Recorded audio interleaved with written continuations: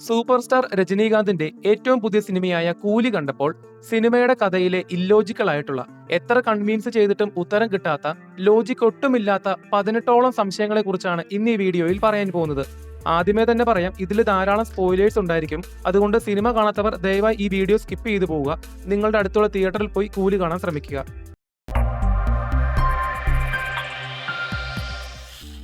കൂലി എന്ന സിനിമയുടെ ഫസ്റ്റ് ലുക്ക് പോസ്റ്ററിലും ടീസറിലും ഒരുപാട് ഗോൾഡൻ വാച്ചുകൾ അണിഞ്ഞു നിൽക്കുന്ന രജനീകാന്തിനെ ബ്ലാക്ക് ഷെയ്ഡിൽ കാണിച്ചിരുന്നു. സ്വർണവും വാച്ചും ബേസ് ചെയ്തുള്ള സിനിമയാണെന്ന് പലരും വിചാരിച്ചെങ്കിലും സിനിമയിലേക്ക് വന്നപ്പോൾ എന്തിനാണ് ഇങ്ങനെ അനാവശ്യമായ ഒരു ബിൽഡപ്പ് ഉണ്ടാക്കിയതെന്ന് തോന്നിപ്പോയി.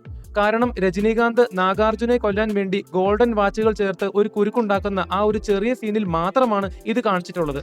പിന്നെ എന്തിനായിരുന്നു ഇങ്ങനെ ഓവർ ഹൈപ്പ് ചെയ്ത് ഇത് കാണിച്ചത് എന്നുള്ളത് ഇപ്പോഴും ഒരു സംശയമാണ്. സിനിമയിലേക്ക് വരുമ്പോൾ മരണപ്പെട്ട സത്യരാജിന്റെ ബോഡി കാണാൻ വരുന്ന രജനീകാന്തിനോട് ശ്രുതി ഹസൻ ഒരുപാട് ദേഷ്യപ്പെട്ട് സംസാരിക്കുന്നുണ്ട്. ശരിക്കും ശ്രുതി ഹസന് രജനീകാന്തിനോട് എന്താണ് ഇത്ര വെറുപ്പ്? സിനിമയിൽ ഒരിടത്തും ഇതിനുള്ള ഉത്തരം കൃത്യമായി പറയുന്നില്ല. സിനിമയിലെ വില്ലനാണ് സൗബിനും സൗബിന്റെ കാമുകിയും. 8 വർഷമായി ആർക്കും പിടികൊടുക്കാതെ അത്രയും വലിയൊരു സിൻഡിക്കേറ്റ് ഏരിയയിൽ ഒരു ബാക്ക് സപ്പോർട്ടും ഇല്ലാതെ ഇവർ എങ്ങനെയാണ് കഴിഞ്ഞത് എന്നുള്ളതിന്റെ ലോജിക്ക് ഇപ്പോഴും എത്ര ആലോചിച്ചിട്ടും പിടികിട്ടുന്നില്ല. കാരണം ഇവർ രണ്ടുപേരും സാധാരണ പോലീസ് കോൺസ്റ്റബിൾമാരാണ്. അതിനപ്പുറത്തേക്ക് ഒരു പവറും ഇവർക്കില്ല.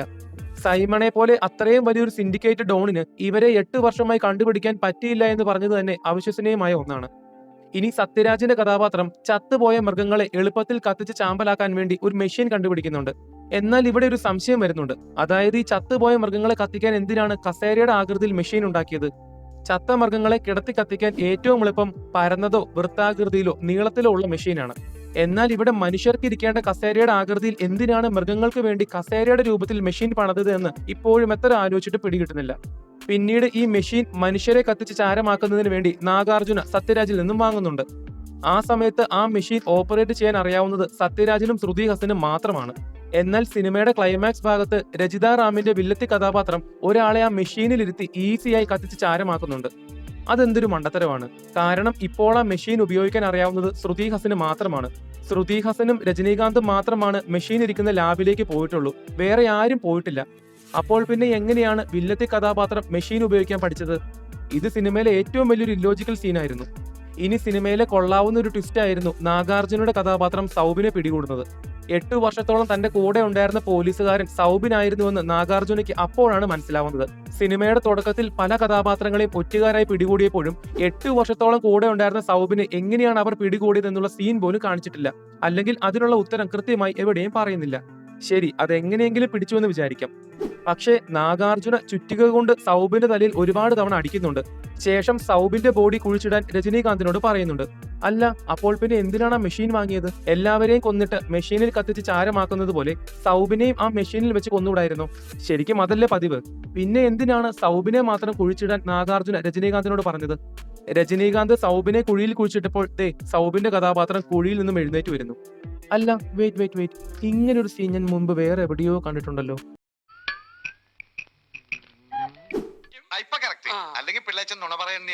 അത് മാത്രമല്ല, നാഗാർജുന ചുറ്റിക കൊണ്ട് സൗബിനെ അമ്മാതിരി അടി അടിച്ചിട്ടും ചാവാതിരിക്കാൻ ഇയാളെന്ത് അയൺമാനാണോ? അത് തന്നെ ഒട്ടും കൺവിൻസിംഗ് അല്ലായിരുന്നു. ശരി, ഇനി അത് ഡയറക്ടർ ബ്രില്യൻസ് ആണെന്ന് വെച്ചോളൂ. നിങ്ങൾ ഓരോരുത്തരും കോമൺ സെൻസ് ഉപയോഗിച്ച് മാത്രം ചിന്തിച്ചു നോക്കുക. അതായത് നാഗാർജുനയുടെ കയ്യിൽ നിന്നും അത്രയും അടി കിട്ടി കുഴിയിൽ നിന്നും എഴുന്നേറ്റ് വരുന്ന സൗബിൻ ഒന്നാമത് തളർന്നിരിക്കുകയാണ്. സൗബിൻ ഓൾറെഡി ചത്ത അവസ്ഥയിലാണ്. ആ സൗബിൻ ശ്രുതി ഹസനെ കസ്റ്റഡിയിലാക്കി ട്രെയിൻ ഓടിച്ചുകൊണ്ട് പോകുന്നു. എങ്ങനെ ഇരിക്കുന്നു? ഓൾറെഡി വയ്യാതിരിക്കുന്ന സൗബിന്റെ കയ്യിൽ ആയുധമായി കത്തിയോ തോക്കോ എന്തിന് ഒരു നഖമെട്ടി പോലുമില്ല. പിന്നെ എന്ത് കാണിച്ച് പേടിപ്പിച്ചിട്ടാണ് സൗബിൻ ആ ലോക്കോ പൈലറ്റിനെ ഭീഷണിപ്പെടുത്തി ട്രെയിൻ ഓടിച്ചുകൊണ്ട് പോകുന്നത്? വേണമെങ്കിൽ നല്ല ആരോഗ്യമുള്ള ശ്രുതി ഹസനും ആ ലോക്കോ പൈലറ്റിനും സൗബിനെ ആക്രമിച്ച് കീഴ്പ്പെടുത്തിക്കൂടെ? ഇവിടെ മുതൽ പടത്തിന്റെ ലോജിക്ക് ഫുള്ള് കയ്യിൽ പോയി.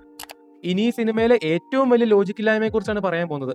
അതായത് നാഗാർജുനയുടെ സൈമൺ എന്ന കൊടൂര വില്ലൻ കഥാപാത്രം രജനീകാന്തിനോട് പലപ്പോഴും എനിക്ക് നിന്നെ എവിടെയോ കണ്ട പരിചയമുണ്ട്, പക്ഷെ ഓർത്തെടുക്കാൻ കഴിയുന്നില്ല എന്ന് പറയുന്നുണ്ട്. എന്നാൽ ക്ലൈമാക്സിൽ മാത്രം വരുന്ന ആമിർ ഖാന്റെ കഥാപാത്രം രജനീകാന്തിനെ ഒറ്റത്തവണ കാണുമ്പോൾ പെട്ടെന്ന് മനസ്സിലാവുകയും ചെയ്യുന്നുണ്ട്. അതിന്റെ കാരണം പാസ്റ്റിൽ ആമിർ ഖാന്റെയും നാഗാർജുനയുടെയും അച്ഛന്മാർ പാർട്ട്നേഴ്സ് ആയിരുന്നു.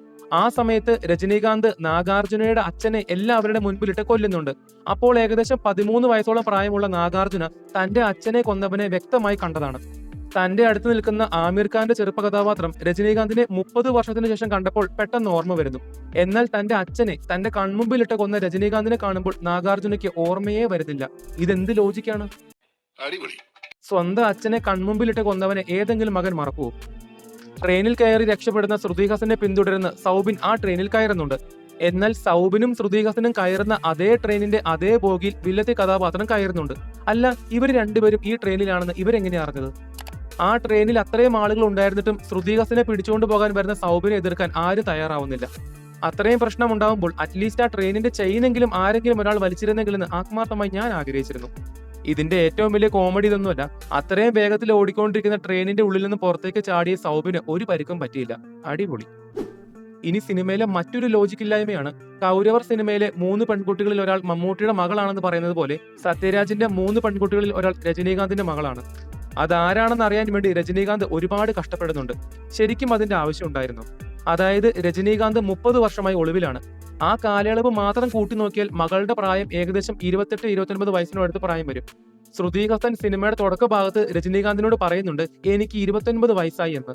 ശരി, ഇനി അതും വേണ്ടാന്ന് വിചാരിക്കുക. സത്യരാജിന്റെ ബാക്കി 2 പെൺകുട്ടികളുടെ പ്രായം വളരെ കുറവാണ്. അങ്ങനെയെങ്കിൽ മൂത്ത മകളായ ശ്രുതി ഹാസനാണ് തന്റെ മകളെന്ന് രജനീകാന്തിന്റെ കഥാപാത്രത്തിന് ഈസിയായി മനസ്സിലാക്കാവുന്നതേ ഉള്ളൂ. ഇത്രയും വലിയ തെളിവുണ്ടായിരുന്നിട്ടാണ് രജനീകാന്ത് ഫോൺ കോളിനും കൂലി നമ്പറിനും വേണ്ടി വെയിറ്റ് ചെയ്യുന്നത്. ഇനി മറ്റൊരു ലോജിക്കില്ലായ്മയാണ് രജനീകാന്തിന്റെ ദേവാസ് മാൻഷനിൽ 19 കൂലികൾ താമസിക്കുന്നുണ്ട്. രജനീകാന്തിന്റെ കഥാപാത്രം ഏറ്റവും പ്രധാനപ്പെട്ട സമയത്ത് ഒരു വിസിലടിക്കുമ്പോഴാണ് ഇവരെല്ലാവരും ആക്റ്റീവ് ആവുന്നത്. എന്നാൽ ഇതിലൊരു ലോജിക്കില്ലായ്മ വേറൊന്നുമല്ല, ഇത്രയും പവർഫുൾ ആയിട്ടുള്ള ആളുകൾ ഉണ്ടായിരുന്നിട്ടും ശ്രുതി ഹാസനെ സംരക്ഷിക്കാൻ വേണ്ടി കൂടെ വിട്ടത് ഒരു കഴിവുമില്ലാത്ത നല്ല എ ക്ലാസ് മൊണ്ണകളെ. അവർക്ക് പകരം ഈ കൂലികളിൽ ആരെയെങ്കിലും അയച്ചിരുന്നെങ്കിൽ ഇത്രയും പ്രശ്നം ഉണ്ടാവില്ലായിരുന്നു. സിനിമയുടെ തുടക്കം മുതൽ അവസാനം വരെ രജനീകാന്തിന്റെ കഥാപാത്രം കഷ്ടപ്പെടുമ്പോൾ അവസാനത്തെ ഒരു വിസിലിന് വേണ്ടി മാത്രം റൂമിൽ കയറി അടയിരിക്കുന്ന ഉപേന്ദ്രയുടെ കഥാപാത്രം കൊണ്ട് എന്താണ് സംവിധായകൻ ശരിക്കും ഉദ്ദേശിച്ചത്? അതുമാത്രമല്ല, അവിടെ വെച്ചൊരു ഫൈറ്റ് ഉണ്ടാകുമ്പോൾ രജനീകാന്തിന്റെ പുറത്ത് ഒരു കോടാലി ഒന്ന് തറയ്ക്കുന്നുണ്ട്. ഒരു കോടാലി ഒരാളുടെ പുറത്ത് തറയ്ക്കുമ്പോൾ അയാൾക്ക് നേരാവണ്ണം എഴുന്നേക്കാൻ പോലും പറ്റില്ല. എന്നാൽ തൊട്ടടുത്ത സീനിൽ രജനീകാന്ത് ചാടി ഫൈറ്റ് ചെയ്യാൻ വരുന്നുണ്ട്. പക്ഷേ പിറകിലെ കോടാലി മുറിവും ഒന്നും കാണിക്കുന്നില്ല. അതവിടെ പോയി.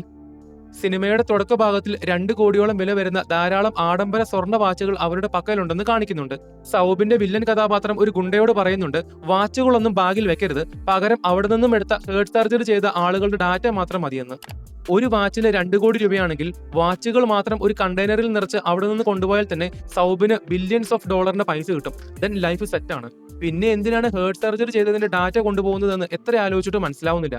ഒരു വാച്ചിന്റെ വിലയായ 2 കോടിയൊന്നും ഏതായാലും ഹൃദയം കച്ചവടം ചെയ്യുന്നത് കൊണ്ട് കിട്ടില്ലല്ലോ. ഇതിപ്പോ കയ്യിലിരിക്കുന്ന ലാഭം കളഞ്ഞിട്ട് നഷ്ടത്തിന്റെ പുറകെയല്ലേ പോകുന്നേ. ഇനി ഇതിലും വലിയ മണ്ടത്തരം സൗബിന്റെ കഥാപാത്രം സിനിമയിൽ കാണിച്ചിട്ടുണ്ട്. അതായത് സിനിമയുടെ ക്ലൈമാക്സിൽ നാഗാർജുനയുടെ സൈമൺ എന്ന കഥാപാത്രത്തിന് വീഡിയോ കോൾ ചെയ്ത് സൈമന്റെ മകനായ അർജുനെ സൗബിൻ കാറിൽ വെച്ച് കുത്തിക്കൊല്ലുന്നുണ്ട്. ശരിക്കും അതൊരു മണ്ടത്തരമല്ലേ? സൈമന്റെ മകനെ കൊല്ലുന്നതിന് പകരം അവനെ വെച്ച് ബ്ലാക്ക്മെയിൽ ചെയ്ത് സൈമന്റെ ആളുകളെ കൊണ്ട് രജനീകാന്തിനെ കൊല്ലാൻ പറയുന്നതല്ലായിരുന്നു ഏറ്റവും നല്ല ഐഡിയ. പക്ഷേ കാണിച്ചത് ഏറ്റവും വലിയ മണ്ടത്തരം. സിനിമയിൽ നാഗാർജുനയുടെ മകൻ അർജുൻ ഒരു കസ്റ്റംസ് ഓഫീസറാണ്. അതെങ്ങനെ ലോജിക്കലി ശരിയാവും? കാരണം ഒരു കസ്റ്റംസ് ഓഫീസറെ നിയമിക്കുമ്പോൾ അയാളുടെ ഫാമിലി ബാക്ക്ഗ്രൗണ്ട് ചെക്ക് ചെയ്യുന്നത് സ്വാഭാവികമാണ്. ഇത്രയും വലിയ സിൻഡിക്കേറ്റിന്റെ ഹെഡായ ഒരാളുടെ മകനെ കസ്റ്റംസ് ഓഫീസറാക്കാൻ എങ്ങനെയാണ് ക്ലിയറൻസ് സർട്ടിഫിക്കറ്റ് കിട്ടിയത് എന്ന് എത്ര ആലോചിച്ചിട്ടും മനസ്സിലാവുന്നില്ല. സിനിമ കണ്ടപ്പോൾ എനിക്ക് പേഴ്സണലി തോന്നിയ ഒരു സംശയമാണ്. അതായത് സിനിമയിലെ പ്രധാന കഥാപാത്രമായ രജനീകാന്തിന്റെ ദേവ പല സ്ഥലങ്ങളിലേക്കും പെട്ടെന്ന് എത്തിപ്പെടുന്നുണ്ട്. ദേവ എങ്ങനെയാണ് ഓരോ സ്ഥലങ്ങളിലേക്കും പെട്ടെന്ന് എത്തിപ്പെടുന്നതെന്ന് സിനിമയിൽ ഒരിടത്തും കാണിക്കുന്നില്ല. എന്നാൽ പക്ഷേ ജയിലർ എന്ന സിനിമയിൽ രജനീകാന്തിന്റെ കഥാപാത്രം സഞ്ചരിക്കുന്ന ഓരോ വഴിയും ഓരോ രീതിയും എങ്ങനെ പോകുന്നു എന്നുള്ളതൊക്കെ കൃത്യമായി കാണിച്ചിരുന്നു. അതുകൊണ്ട് തന്നെ ജയിലർ എന്ന സിനിമ കാണുമ്പോൾ നല്ലൊരു ഫ്ലോ ഉണ്ടായിരുന്നു. കൂലി എന്ന സിനിമ ലോകേഷ് സിനിമാറ്റിക് യൂണിവേഴ്സ്, അതായത് LCU അല്ല എന്ന് എല്ലാവർക്കും അറിയാം. പക്ഷേ സിനിമ LCU ആണോ അല്ലയോ എന്നൊക്കെ സിനിമ കണ്ട പ്രേക്ഷകരെ കൺഫ്യൂഷൻ ആക്കാൻ വേണ്ടി സിനിമയുടെ ക്ലൈമാക്സ് ഭാഗത്ത് ആമിർ ഖാൻ വരുന്ന സ്ഥലത്ത് 2 ട്രക്കുകൾ കൊണ്ടുവച്ചിട്ടുണ്ട്. കാരണം കൈദിയിലും വിക്രത്തിലും കാണാതെ പോയ 2 ട്രക്കിനെ കുറിച്ച് പറയുന്നുണ്ട്. ഇനി ഇതൊക്കെ കൂട്ടി വായിച്ച് വലിയൊരു ബ്രില്യൻസ് ഉണ്ടാക്കാൻ വേണ്ടി ലോകേഷ് മനഃപൂർവ്വം കൊണ്ടുവച്ചതായിരിക്കും ആ ട്രക്കുകൾ. എന്തൊക്കെയാണെങ്കിലും ഈ പണ്ടല് തന്നെ ഒന്നും മനസ്സിലായിട്ടില്ല. സിനിമ കണ്ടപ്പോൾ നിങ്ങൾക്ക് ഇല്ലോജിക്കലായിട്ട് ഫീൽ ചെയ്ത കാര്യങ്ങൾ കമന്റ് ബോക്സിൽ രേഖപ്പെടുത്തുക. അതോടൊപ്പം വീഡിയോ ഇഷ്ടപ്പെട്ടെങ്കിൽ ചാനൽ സബ്സ്ക്രൈബ് ചെയ്യുന്ന കാര്യം ഒന്ന് പരിഗണിക്കുക. അപ്പോൾ അടുത്തൊരു വീഡിയോയുമായി വരുന്നത് വരെ ബൈ.